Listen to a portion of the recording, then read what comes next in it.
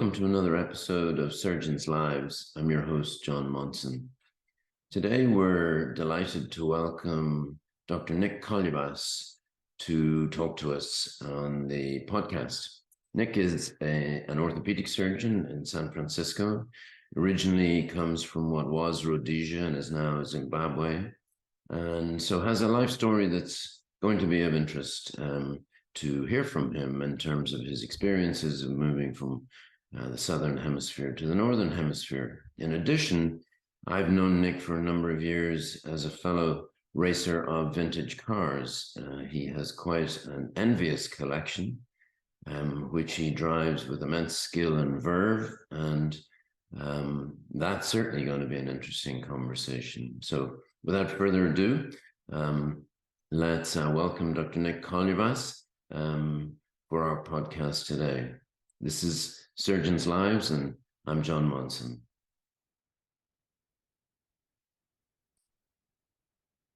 Good morning, Nick. How are you doing? I'm good, and thanks for joining me today. You've got the appropriate San Francisco background. Yeah, that's my backyard. Yeah, exactly. Yeah. So it's great to see you after all these COVID years, etc. And I appreciate you joining what is a strange but hopefully enjoyable little podcast, which we'll be releasing later this year, called Surgeons' Lives. And there are plenty of podcasts where people talk to surgeons about their career and their professional ambitions, etc. And we'll obviously cover a little bit of that this morning, but as much as anything, I'm interested in talking to surgeons about what else makes them tick, the other Nick, and which covers all sorts of things, as you'll see when the podcast comes out. So what for the viewers, hopefully there will be some viewers. The vast audience, yes, for the massed millions. I usually ask our guests to start with just a brief story that starts with the words "I was born in." All right. Well, let's get started then. I was born in what was then Salisbury, Rhodesia, now Harare, Zimbabwe, and essentially grew up there. Both my parents were born there as well. My grandparents were originally born in Greece, and both sets of grandparents immigrated to Africa in the early 1900s. Started businesses, farming, carpentry, and had children who met in the tight-knit Greek community that was present there. And that's where I was born. That's how I came to be originally from Africa. Originally a decent-sized Greek community, or very small? Very small. I don't know the actual number. Probably less than 20,000. Oh, pretty small, but very tight, very close-knit. Yeah, sure. Very much kept to themselves, as of course the Italian community did, as the Jewish community did. Very, intermarried. One of my cousins was the first rebel and married a non-Greek girl. And, oh my goodness! Big scandal at the time. Yeah. So I think a fairly standard immigrant story, as far as the first generation came and built the businesses and whatever for the community, and parents were always very active in the Greek community. The church was a very strong presence, etc., etc. And then the subsequent generations get diluted out, right? And sure, yeah. And that sort of is typical. But we're still, I think we're very close knit. We get together in Greece frequently, and the cousins are all now spread around the world, literally. Pretty much every continent except Antarctica, I think. And we still are close, which is very very satisfying. So you were, I mean, without being, I don't know what the word is, but you were brought up in a degree of privilege. Yeah, well, it's sort of a mixed bag. As far as we were concerned, we were certainly not as well off as other people. But it was if I look back at it, it was a pretty homogenous class. If you look, it was very racially divided, of course, but within our setting, I mean, it was a largely middle class upbringing. My dad did pretty well, later on in life. We grew up in an apartment, all kids with us, and then later on in life, we were able to actually have, a house with a pool and a tennis court. Really, fairly high living, I would say. Yeah. But that all went away, of course, when we left. And when did as you say, your family, I mean, they're scattered to the four corners, but, when did they start to leave? Was it all because of the political background, or was it just the natural wanderlust of younger generations? Oh, I think much more the former than the latter. There was some of the wanderlust, but really, I think, and it wasn't all at one time. My parents were sort of early adopters, if you have it, and left relatively early, even before, just before independence, sort of figuring that was going to be an eventual move anyway. May as well do it while the kids were younger. And then I have cousins and uncles and aunts who stayed another 20 years, but all eventually have left. I've got a few left there. So what age were you when you left? 18. Okay. So that was quite 18 is a pretty formative, fork in the road for any individual. Oh, I don't know who I was at 18. I was a complete child. It took me many years after that to mature. I think at 18, as it is in the Commonwealth, in England and the Commonwealth countries, if you're going to go into medicine, you make that decision early, right? It's not 4 years of a liberal arts degree and then I'm going to go to medical school. You go straight from high school where you're pretty wet behind the ears, and fortunately for me, it was absolutely the correct choice. But we had a good number of students in my class who I think were there because their parents wanted them to be there, or they thought it was a good idea at the time, and that wasn't always the best thing. And where was it? What's that? Where was that? So I initially came to the U.S. My parents had moved to the U.S. by the time I was 18, and I came here and I started the process, and I was here for not quite a year, but enough time to figure out that it was incredibly expensive, and no guarantee that you would get into medical school anyway after 4 years. And my parents couldn't afford it, and I'd have to get on loans, etc., etc. And so I put in an application in South Africa, where they had a quota for Zimbabwean students. They was out of 200, they would take 6. And was this in Cape Town? This was in Johannesburg. This is at what's called Wits. Okay. So the two English-speaking medical schools were Cape Town and Wits. And I had family in Johannesburg, so that was the sort of obvious primary obvious goal. And so I put in an application in Johannesburg, and I got accepted. And like so many decisions in life, you sort of throw out a few options and throw out a few hooks, and occasionally a fish comes along, and that turned out to be an excellent choice. It got me away from my family for a while and got me to be independent, which I needed. And in no way a slight to my parents in any way, but I just needed to be away and independent to kind of become my own person. And that was 6 years, and I worked a part-time job at a restaurant the whole time that paid for medical school. Right. So I came out with medical school with no debt. Yeah.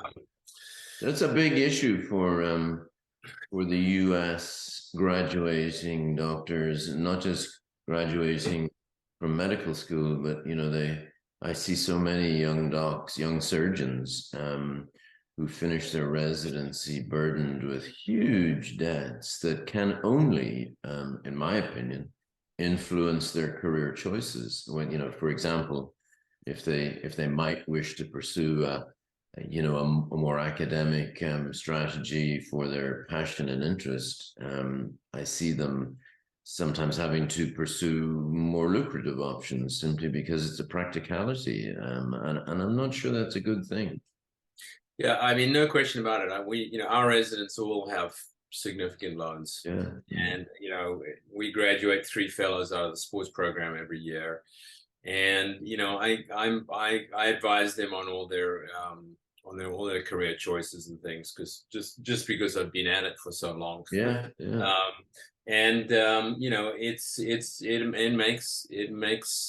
an important part of their decision-making process. No question about that. For sure. And I see that all the time, and I agree. And I think, I didn't want to burden anyone. I wanted to do it myself, and that worked out. But of course, then that does come with its own problem, which is how do you get back into the system, right? Well, that was going to be my next question. So was it always the plan to return to the United States, and did you have it worked out?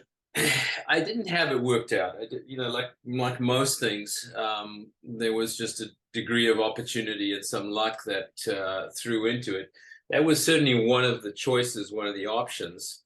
But at that time in particular, it's no longer the case, I believe. But at that time, my degree was instantly accepted in the UK.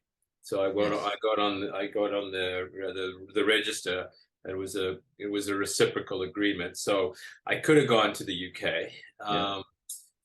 We have family in Greece. I could have gone to Greece. But I had started the process of looking into how to do it in the US. And of course, my parents were there. And I figured that would be I'd give that a go and see how easy or hard it would be. And I ended up doing some research, interestingly, in the only lab that I could find a spot, which was vascular surgery, which, to this day I find interesting, and maybe that's just because of the background I had. And once I was there, the usual thing happened. You start to meet people, know people, people get to know you. I met the residency directors. I met, the attendings that were all part of the residency. This was all at UCSF. And that helped my application significantly, obviously. And, again, another twist of fate, when I was at medical school, our orthopedic rotations were not really that good. Mm-hmm. What we were exposed to, and I think the attendings we had weren't that inspiring. And I was not that interested in orthopedics in medical school. And when I had done the vascular surgery, I had the vascular surgery year, I had contact with a lot of general surgeons, because of course they were all general surgery trained. And I thought, well, general surgery is what I want to do. So I actually applied for general surgery. Right. And I got into a categorical position in general surgery. And 2 months in, I hated it. And where were you geographically at this stage? This was all in San Francisco. Yeah, because my dad had one very distant, his business partner's sister's husband lived in Menlo Park, California. Okay, that'll do. The only person my dad knew in the entire 300 million people in the United States was in Menlo Park, California, which is, on the peninsula here. And so that's essentially how we ended up in San Francisco. If that person had been in Boise, Idaho, that's where we probably would all have ended up. Yeah. But that, so when he came out here, that's who he met. That's who he sort of had the connection with. And that's how we ended, there's the only people we knew, so that's why we ended up in this area. So I focused everything in San Francisco. In fact, my rank list had one place on it. And what year are we talking now? So, back in the dark ages, 1990, we're talking about. I did my research year in '89, and 1990, I got the intern. I got the first year of residency. Yeah, it's what a faculty colleague of mine refers to as a previous century. absolutely. I sometimes call it the Jurassic period, or Yeah. it's so far back, it's hard to. So did you do all of your orthopedic training in San Francisco, or did you? Yeah. So then, of course, told everyone, and then after the 2 months of general surgery, I went into an orthopedic rotation that I couldn't have loved more. It was all hammers and nails and plates and screws, and I was like, oh my God, this is, what am I doing? And so I told everyone, and some were upset, and some were like, okay, this is obviously what you want to do. Sure. Yeah. And I was able to switch, and then do all my residency training at UCSF. Right. And did you I assume, did you do a fellowship or so not? I look at the fellows now, they're doing 1 or 2 fellowships. Yeah. But when I graduated, which was 96 or 97, only 3 of the 6 of us did fellowships. It wasn't a requirement. Yeah. Sure. And it wasn't considered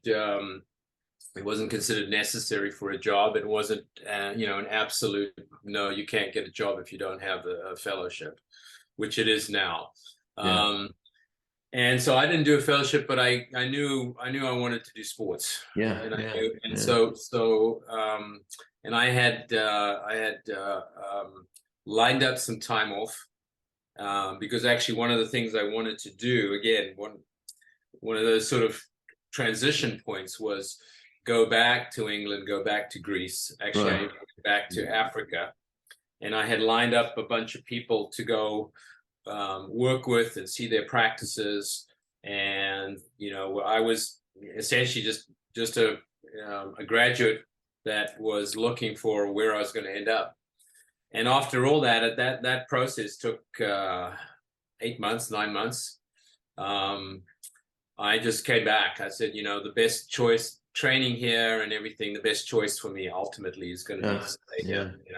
So at least somewhere in your mind was the common inkling or whisper in the ear of any immigrant, maybe one day I'll go back. To this very day, John, this very day, I was talking about it with someone yesterday. As time goes by, there's many lives you want to have led, Yeah, for sure. So here you are now, fast forward several decades, highly successful guy, everything that goes with that. And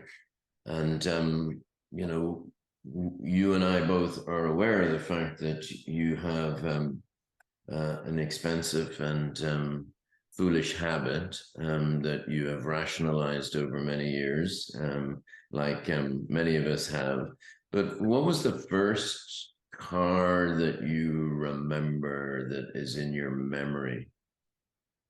Oh, you mean going back to childhood? Yeah. I mean, the first impressive car, I was always enamored by my parents' cars. Something they never shared, incidentally. My parents had actively discouraged me from cars and car-related mania, which I think probably drove me further into it, of course. But my parents' car, the first car I drove was a Peugeot 304, and my dad had a Holden. Now this was the 70s Rhodesia, where any car that you could get in the country somehow, was considered, anything that worked was good. So there were no luxury vehicles, although I do remember one of our wealthy Greek friends. They weren't related, but they were close part of the community.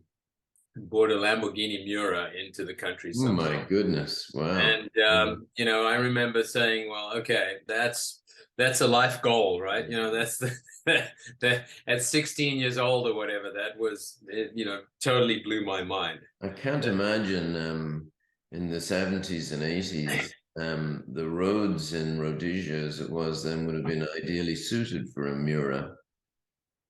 To be honest, I think they actually were better than many other places. Really? The infrastructure there was excellent, and I think there was not a lot of traffic. Yeah. And the reality is that if you had the means, you probably could enjoy that car pretty well. Yeah, yeah. At that time and place. Yeah. So, when did you first start dabbling? Was it to coin the standard model quoted by Nick Mason many years ago? When did you first start collecting cars? And his answer was, "Well, when I first started making money." Yeah. It does go together. I mean, for sure. It's 100% correlation. I mean, thinking about it, yes, that was many years prior. But the reality is that it's an expensive and addictive hobby, and it's never been a poor man's sport. But were you when you were a resident and etc. When were you driving around in stupid cars that people like you and I do, or were they like really boring things? It was really what I could afford. Yeah. And at one point in time, I had saved enough money to spend $6,000, which was quite a lot of money, on an Alpha GTV, Alpha 6, the 6-cylinder, yeah. And that was a car I had lusted after when I was in university in South Africa. They built a 3-liter version, a bespoke 3-liter version, and I thought that was the be all and end all of cars, and it was as unreliable and awful as everybody warned me it would be. But I stuck to it for a while. It developed a massive hole in the backflow, which I used plaster of Paris to fix.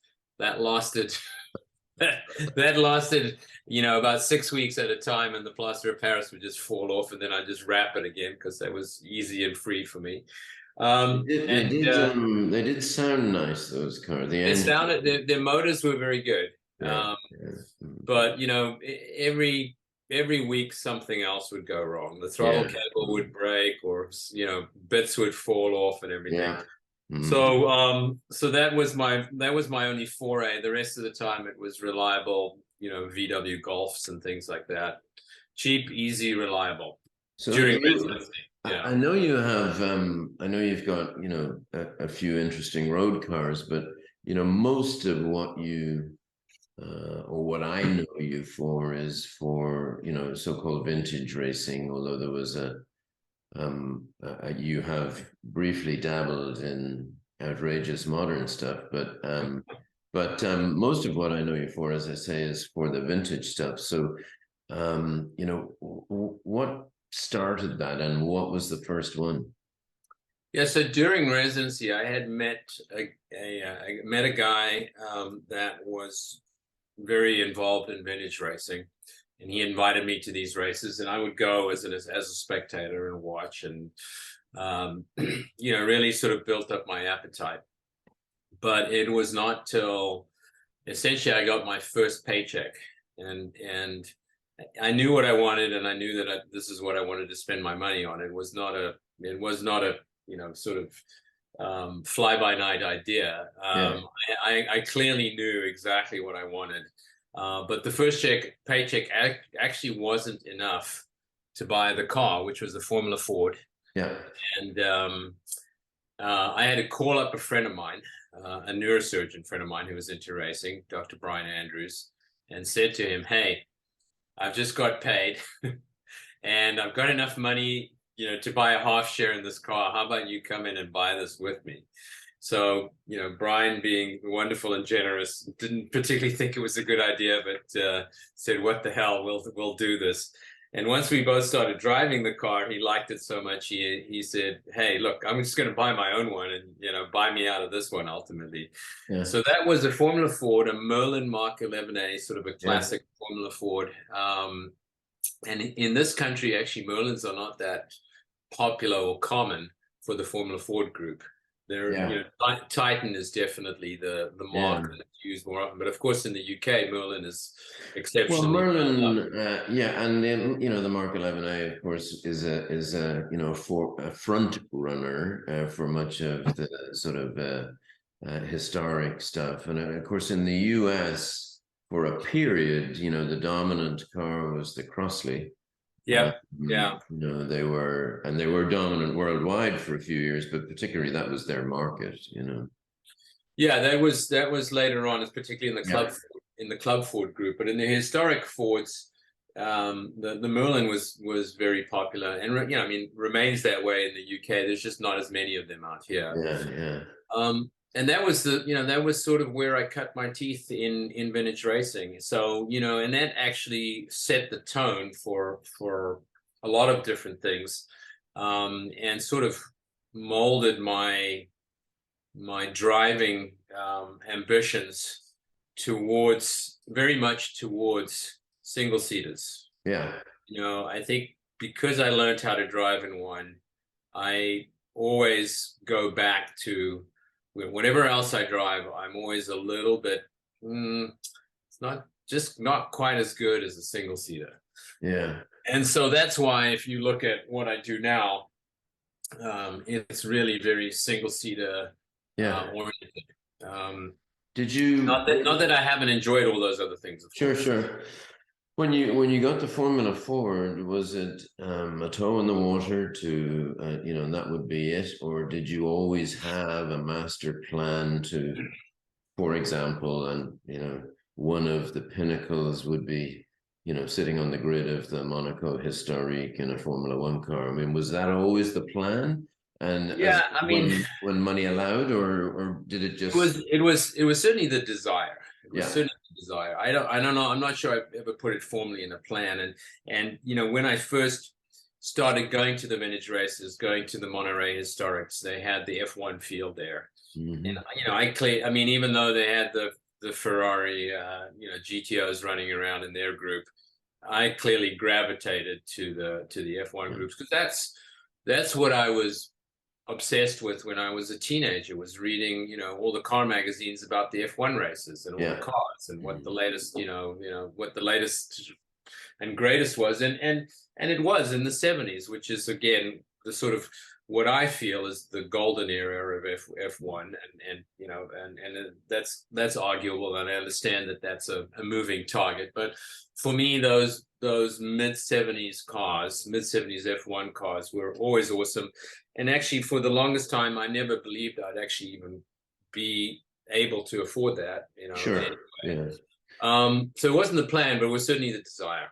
Did you, did you do the honorable thing, and where you was Jody Scheckter your hero, or or not? I think Niki Lauda was far more of my hero than anyone else. I think that all of those characters, they were only ever in books or magazines. I mean, honestly, most of my information came from magazines. We never had television coverage. Even I never watched those races on the screen. It was all intense, pouring through the minutia of what the magazines were saying and looking at the grid charts and all that stuff, and I loved it. And we used to go over to our friend's house and we'd talk for hours and hours about how this, that, and whatever. And that was sort of the basis for what then later developed into what I was doing next. It was I was brought up in Ireland, which is just a stone's flick from England, the center of Formula One. But strangely and bizarrely, in 70s Ireland, there was no money, and it was a pretty underdeveloped country, and so it was exactly the same. I lived vicariously through the weekly arrival of motoring news, which I used to leave school and walk down on Thursday to buy, motoring news, and eagerly awaiting the next article. And the only racetrack in Ireland was Mondello Park, and I used to go there, but they were all Irish people that didn't. The guys that would occasionally go to England and race were highly exotic, and the first time I saw any stars was in 1970 when the Formula 5000 guys turned up.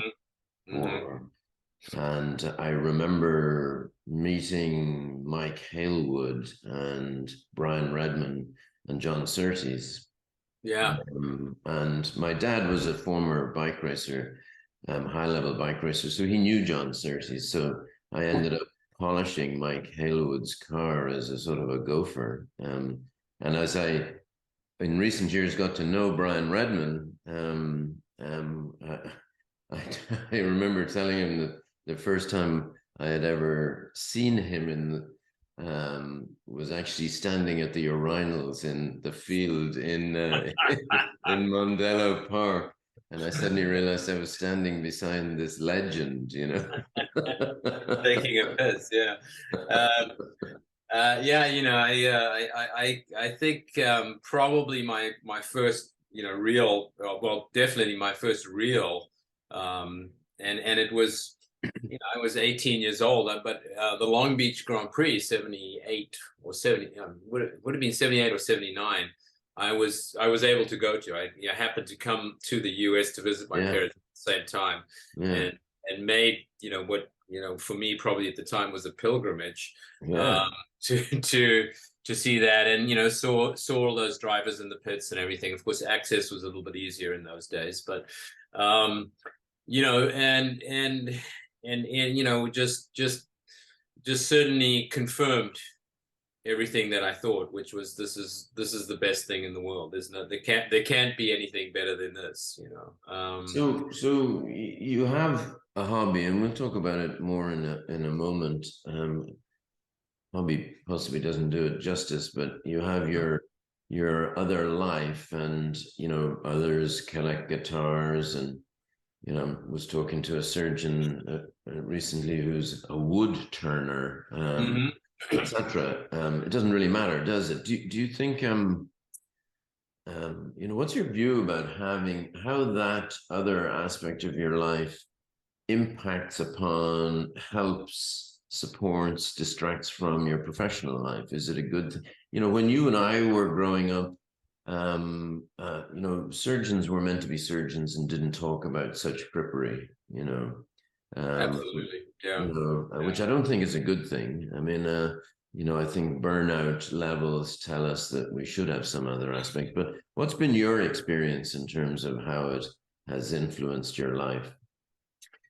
Well, I think it has been and remains an integral part of my life, right? It's just hard to imagine it not being there anymore. It has to end at some point in time. We understand that, but it probably will just continue to morph over time. But does any of the skill? And I'm asked this question quite often, and actually I even see some surgeons who drive cars try and make that correlation between the pressures, the skill, the precision, the requirements of what you do when you drive and what you do when you do surgery. And I personally, and I've gotten some pushback on this, but I personally don't see a lot of crossover.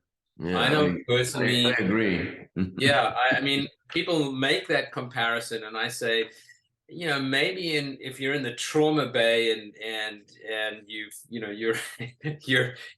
literally, seconds make a difference.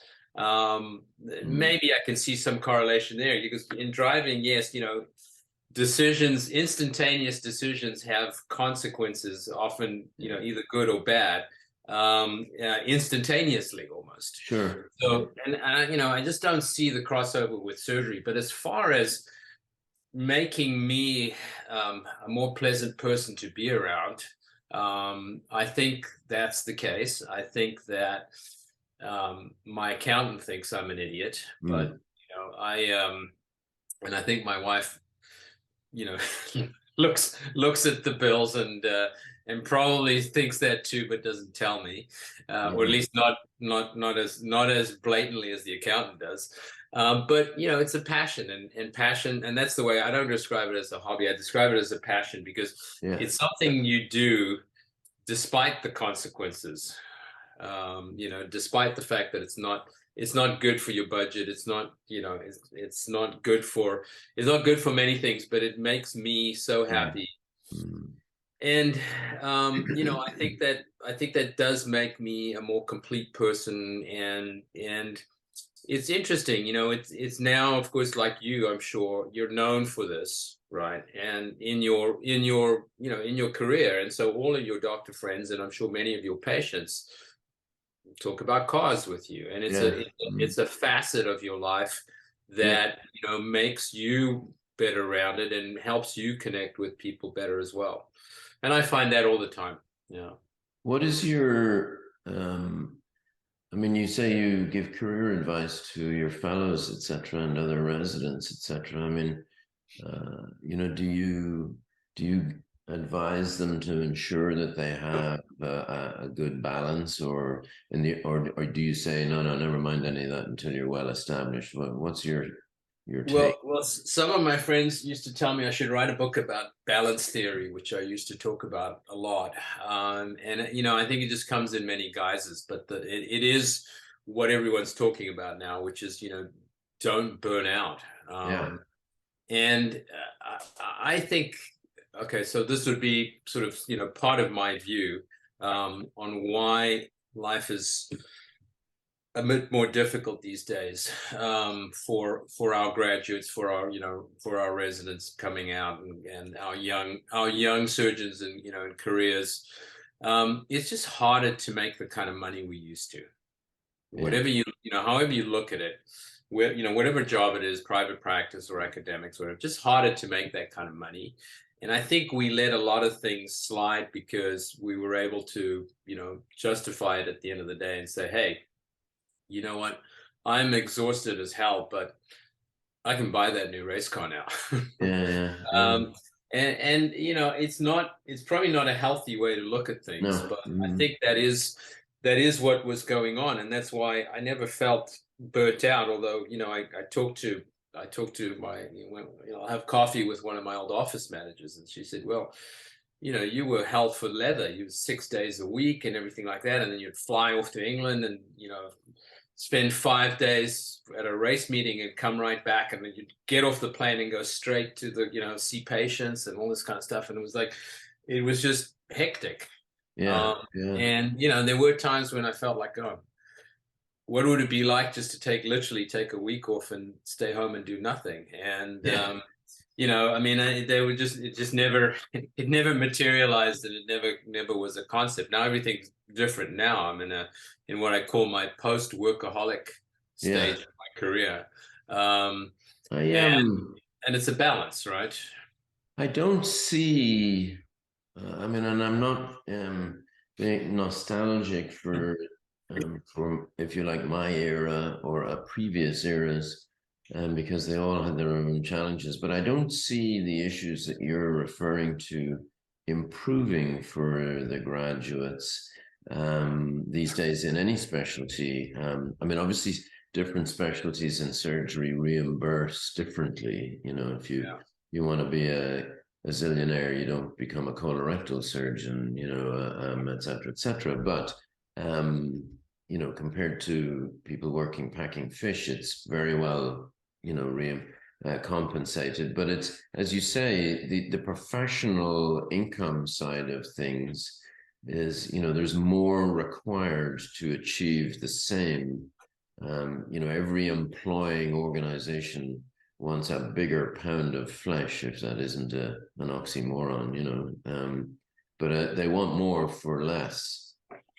No question. And I think it's driven the way that the new graduates are looking for jobs, right? Yeah, I think that the statistics clearly show it, that the desire for routine employment versus yeah, the the risks of private practice have largely taken over where residents and fellows want to end up. That they yeah, want a secure job that pays us a certain amount, has a certain amount of leave, no risk involved, no financial or other risk involved. And you can see why, right? I mean, that makes sense. And that, that's driving when they're reviewing their contracts now, the amount of time off is an important piece to it. yeah. Paternity leave is an important piece to it, and it should be, because it's no longer, I'm going to go into private practice and I'll put those things aside so that I can build my practice. Yeah. It's like, well, I'm not going to do that. So I'm going to work, and I'm going to be really good, and I'm going to be dedicated, and they all are. But there needs to be parameters to what I do, and I see that a lot now. Yeah. And I think to some extent they need to intentionally articulate those issues in Very their much so. contract discussions for the simple reason that the employing authority, whatever you want to call them, the employer, um, is, let me put it this way crudely, can't really be trusted to do the right thing without it being articulated in terms of paternity leave or time off or, academic time or whatever it is. I mean, when I took my first job, it was based on a handshake with my boss, and we understood what we expected of each other. But, Yeah. that's long gone now. Yeah, that's truly another century. Yeah, Um, the reality is, now these are multi-page contracts with every detail spelt out, yeah, which are reviewed by lawyers on both yeah, sides. And the employers are, more and more, of course, corporate entities for yeah, whom yeah. you're just an employee. And so you better have your employee rights sorted out before you go in there, Sure. and make sure Yeah, you get what you need. So it's a changing landscape, and I think it's clearly heading towards that model more and more. I think there's a place for private practice, but I've just seen over the last 20 years less and less percentage of yeah, people going in. Not zero, but still sure. less and Yeah. less. And Um, all of the forces that are coming about now. I don't know about your field, but we've got now the big 150 surgeon groups coming together. yeah, These well, mega groups that are trying to maintain some level of autonomy for the surgeons, so that they're not part of a corporate entity, although they now become part of something that's run somewhat like a corporate entity too. But at yeah, least it no, has. that's for sure. And Yeah. our organization actually just signed up a deal for in Florida.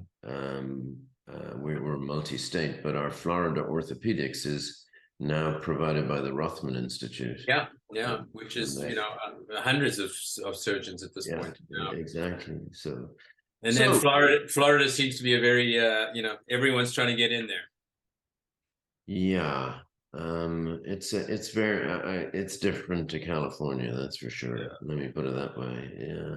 So in your time, because you do span a number of years from a previous century in orthopedics, for example, what's the biggest change for the good that you've seen, and perhaps we've already discussed what the biggest change for the worst changes, for bad. But what's the biggest change for good that you've seen in your career? I think, and maybe this is somewhat, more personal for me, but I think the shift for us from hospital-based practice to outpatient practices, 98% of what I do is Yeah, at an outpatient center, yeah, which is just inherently run better, more efficient, safer, in fact, I think, for the patients than, yeah, the yeah, hospital. And I was, when I trained to do a total joint the patient was admitted the night before, or maybe two nights Sure. before, Yeah. and then stayed for a week. Yeah. They did the surgery. They did their surgery on Monday, and they went home on Sunday. Yeah. And now it's almost. I mean, put it this way, 30% or so, I think, got done outpatient, and some Yeah. places more than that. And all of my sports stuff, all of the arthroscopy, unless it's a unusual situation, all gets done at the outpatient Yeah. center. And for the Makes worst, everybody's lives better. Yeah. yeah. So what's the worst thing in your career that you've seen, or is there one? Um, I think the and it's all relative, like you said. I mean, our salaries compared to salaries in other countries are still amazingly high. Yeah. But I think the just the degradation of our earning capacity has made a difference. And to be honest, I think that has negatively impacted us to some degree, but it's also eliminated some of the bad apples, Yeah.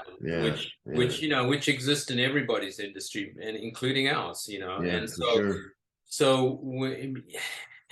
but I still get the Becker's daily report of such and such a surgeon, defrauding Medicare, because people will find a way, Yeah, and they do. and it's like, it's always amazing, and sometimes it's amazing to me they do it for such a little amount of money. They throw away their entire careers, It's 20 years of interesting. work. Yeah.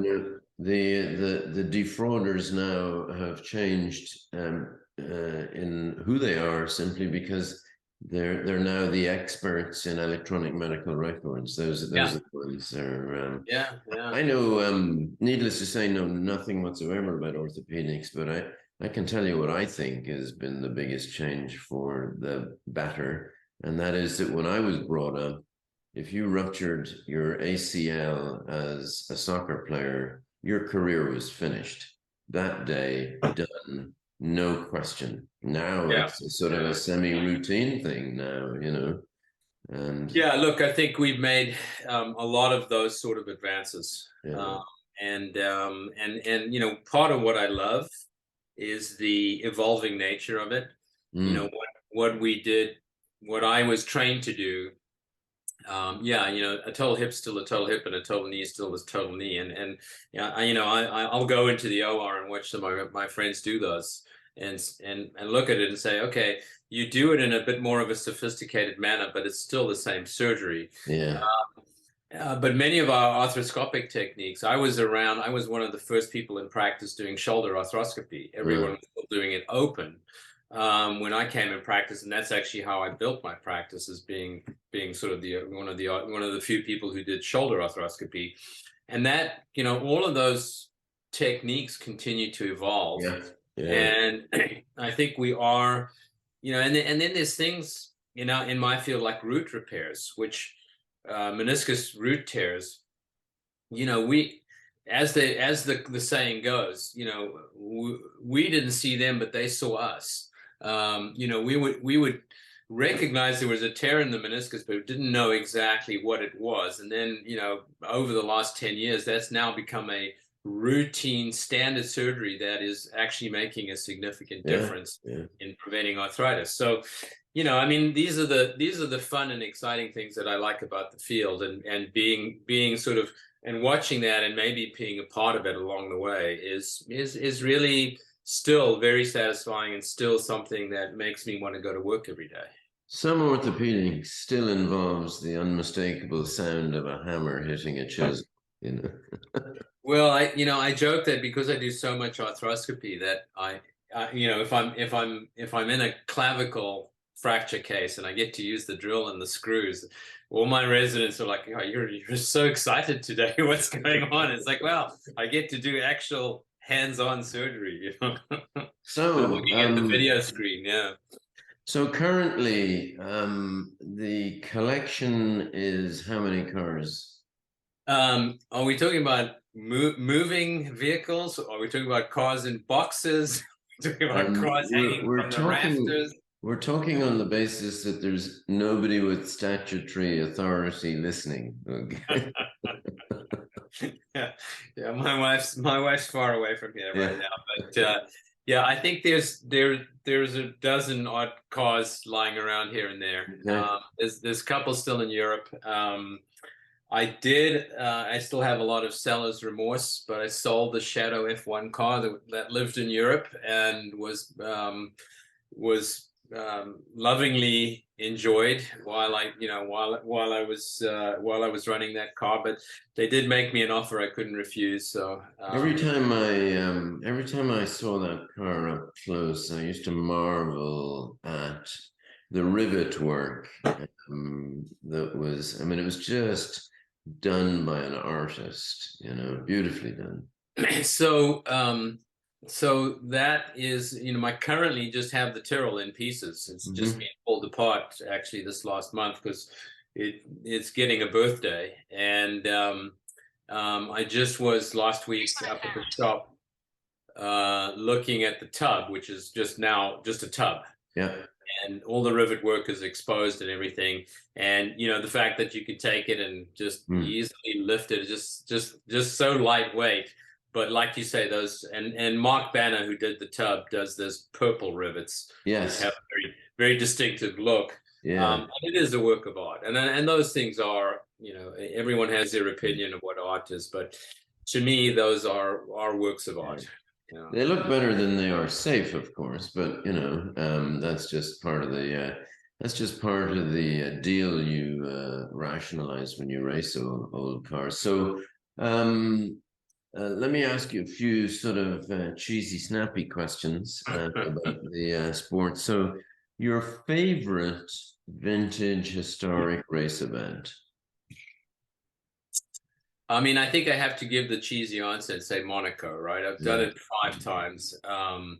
It is a special track, going back to when I was talking about being 16 and, talking about these places. It was a completely unbelievable, inaccessible fairyland dream that you would ever do something like that. That was just you may as well be talking about walking around on Pluto or something like that.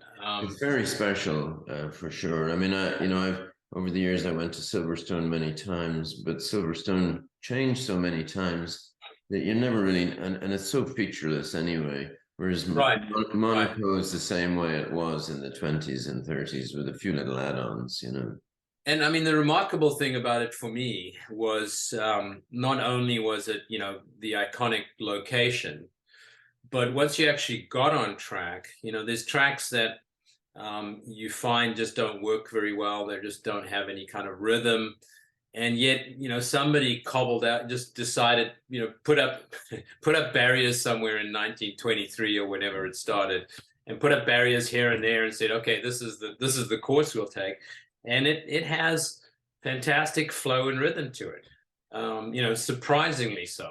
It's kind of interesting. I did it 3 times. The first time was limited because practice was entirely washed out. Yeah. And the race lasted 2 laps before my front wheel fell off. So I did make the highlight reel. So the first event was not very good, but I went back. And as you say, some tracks just speak to you in terms of flow, or they just speak to you. And I remember in qualifying the second time I was there, I came around the swimming pool and there's the big timing screen in front of you. And I look up at the timing screen and I'm second, and I thought, and I vividly remember thinking to me, oh God, there's been some sort of crash. So that, and then I'm going around, no, that's not right. And it's a track that if it clicks with you, it clicks with you, and it did with me. And the third time I was there, I was lucky to win. So I love it. I mean, I agree with it. So I mean, a win at Monaco is something you can brag about all day long for the rest of your life. There's no question about that. So of your collection, if you can only have one. Yeah, it's going to very clearly be the Tyrrell. The Tyrrell 007 Formula One car. And I've now had the privilege and opportunity of actually driving a lot of 70s cars, between friends and Yeah. big shakedowns for other customers, in the shop and all this kind of stuff. Um, and even though the Shadow was a more sort of iconic looking car, and my particular Shadow had fantastic history, which my Tyrrell doesn't have the same, history or provenance. Um, the Tyrrell is just, as a driver's car, just is get in and drive, and it will do what you say. Yeah. It doesn't have its own agenda like so many of those cars have. Yeah. Um, it just says, I've got a DFV and you can use it. Yeah. And there's no better motor in my humble opinion. And if you can get that motor in the right band and apply that to the track, apply that rubber to the track, you are motoring. You are really having fun. And then, it's probably not as well balanced in terms of things like I have a Formula B car, a Chevron B15 that has, what I consider the right amount of grips, brakes, Yeah. and power to make it just exceptional fun that you can just throw around. The Formula Ford is underpowered, no question. Yeah. It's got, reasonable grip and brakes and things like that, but it just doesn't have the power. So the Tyrrell was probably overpowered, right? If you think about it, but no race car driver ever complained of excess horsepower. No. And it is just phenomenal what it'll do. I used to I was privileged to have a McLaren M1B for a while, which was a great car, wonderful Can-Am car. And when I first had it, it was not well set up. And I like you, I have Formula B car BT35 Brabham, which is just so user friendly. You get in and drive it, and it. But I remember with the McLaren, the guy who was helping me set it up said to me, I was struggling to explain to him what was wrong with it, and he said, "Well, does it do what you ask it to do?" And I said, "Well, it does." But then it does two other things that I did not ask it to do. Yeah. And he goes, "Okay, I think I understand what's wrong." So do you have a bucket list, either for an event or a car? Well, I mean, the car bucket list is endless. Let's not even let's not even open that box. Of course. Yeah, I'd love to replace the Shadow and have another car, in Europe, another F1 car in Europe that I could regularly use. But my circumstances have changed. 4 years ago there was a Sentinel event with my son arriving, and so life's a bit different, and I'm not jetting off to Europe for a weekend to do a race anymore. It's more of a controlled situation. So. I think that I'm constantly, invited to drive other cars and things, which is fantastic. But like I said, over the years, what I've realized is that if I'm going to use my limited resources, time and money, I'm probably going to want to focus it on doing, some kind of an event, the type which I know drives me, and really makes me happy, which is going to be something in a single seater, probably. There's so many opportunities, right? You can be a driver in an enduro now. The Masters Legends group has these, longer races with multi-driver changes and everything. And I'm sure I would love to do it, but there's just not the amount of time and energy to do everything. And so if I'm going to focus it, it's going to be on what I know I love a lot. And the bucket list, I think I want to do Long Beach in an F1 car. Right. And that opportunity is going to come up. It actually is happening this year. Good. My Tyrrell's in pieces, so that's not going to work, but in another year. And then places I haven't been. I want to go to Coda. I haven't done Coda in the F1. That's one. But otherwise in the US, not a lot. And in Europe, I think I've done most of the big tracks, and probably I just love to repeat them. You're just in the last minute that we have or so, you're a 70s guy, in terms of cars, etc. You've not really gone back to the 50s and Goodwood and too much. Well, so I have, I've done a lot of Formula Junior, so that's now we're talking 60s, and I actually do have a 50s car that is pretty much unique, and it's so unique that even if I try and sell it, I don't think I'll ever find a buyer. It's sort of a Formula 500 type car, so like a Cooper, but it's an Australian car, or one-off called a Ty Vincent. It's got a Vincent twin motor in the back. Sort of exotic and special.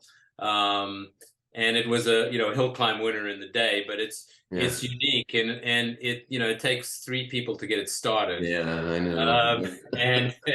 And you drive, and I've only driven it around a few times, and it's neither safe, but it's cool. I mean, it's an exceptionally cool car. It's the kind of car, maybe hanging from the ceiling in your garage would be really cool. And the pictures look fantastic. But yeah, that's as far back in the 50s as I've gone. I've driven some 50s cars on the track, like an XK120, like your XK120. And I can tell you I didn't like that experience very much. It was, I wouldn't say no to it. It's just, if I'm going to choose what I want to drive, it's going to be something more 70s, probably single seater in the 70s.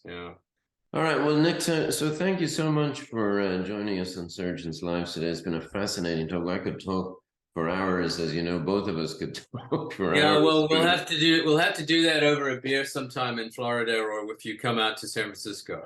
That's exactly right. All righty. Well, thanks so much. Enjoy the rest of your weekend.